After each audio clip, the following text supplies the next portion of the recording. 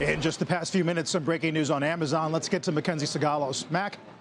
Hey, so just 3 days into its jury trial in a Seattle federal court, Amazon has reached a $2.5 billion settlement with the Federal Trade Commission over claims that it used deceptive tactics to push customers into its $139 a year Prime program. Now, regulators saying Amazon tricked and trapped millions into subscriptions and then made cancellation confusing and difficult.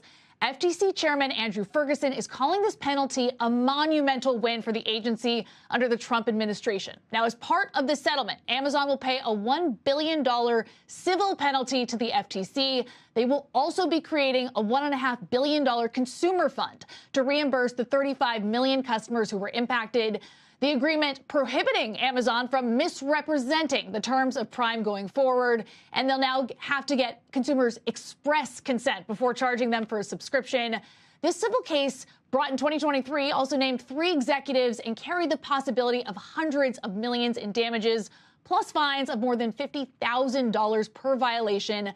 The agreement says that Amazon and 2 of its executives, Prime boss Jamil Ghani and Neil Lindsay, an SVP in their health division, who previously held a role in the Prime business, they will be prohibited from unlawful conduct.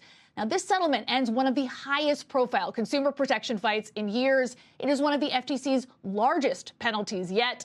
Meta, remember, had to pay a $5 billion fine in 2019 over privacy lapses. Now, we are out to Amazon, haven't heard back from them yet. Those shares slightly higher, but relatively flat on the announcement. What I will say, this settlement removes yet another regulatory overhang for big tech. Guys? Mac, a couple of points. Let's take them one by one. One is whether or not this is a heavy regulatory hand from an administration that prides itself on taking a light touch. And then the other question I have would be about other companies in the subscription business and whether this provides some kind of precedent for their practices.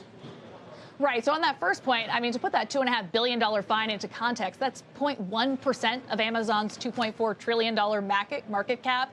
We're seeing the stock rise slightly. So from the investor perspective, they are moving forward. They no longer have to deal with a jury trial. They were in the early days just doing jury selection on Monday. And Prime is a really key program for Amazon. Keep in mind, this has been around since 2005. It has over 200 million members worldwide, generates billions each year. So they wanted to draw a line under this case and move forward. With respect to others who might be impacted by, subscription services here, that's the question that I'm going out to sources on right now, Carl. Yeah, and remind us here, put us in the chair of a would-be consumer who was interested in Prime. The settlement here regards a practice that what in essence did Amazon get wrong in that situation? It was auto enrollment. That's the key issue. So the fact that consumers did not have to grant their explicit permission before being charged that annual fee.